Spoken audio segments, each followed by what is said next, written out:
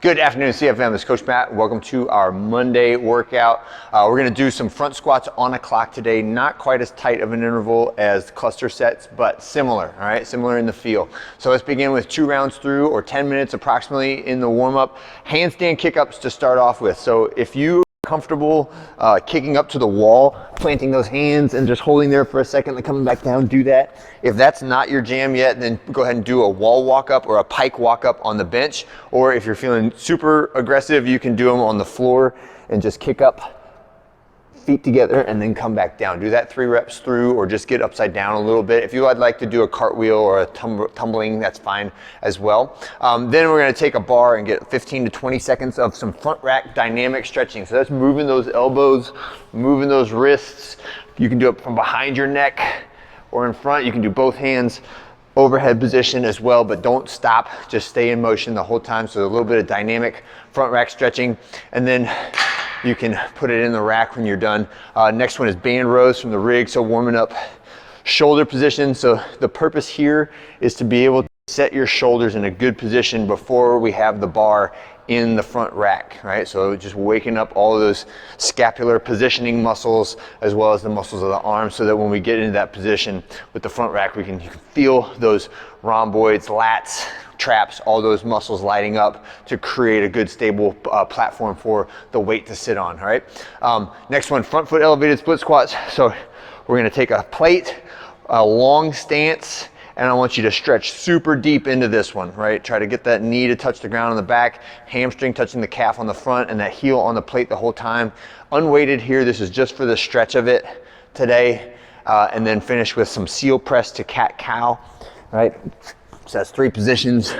We do the seal, so arch up, stretching out your abs, and then arch your back away from the ground, and then towards the ground, right? So we're just gentle motion of the spine on this one, just to get ready and lubricate everything and get our back moving nice and smoothly, all right? So get a couple rounds through that, and then we can do some warm-up sets on the front squat, but I don't want you doing more than like 1 warm-up, because the structure and the clock will apply to the 40% warm-up sets as much as they do to the 90% finishing sets. So there are 7 total sets, and we'd like to do this on a clock starting at 0. We're gonna do a set, and then at the 2-minute mark, we do the second set. At the 4-minute mark, do another set. It's only 3 reps at a time, right? So you should have plenty of time in between sets to change your weights, and the weights start at the warm-up level, right? So we don't need to do too many extra sets in between the beginning of this first set of 7 and the actual normal programmed warm-up.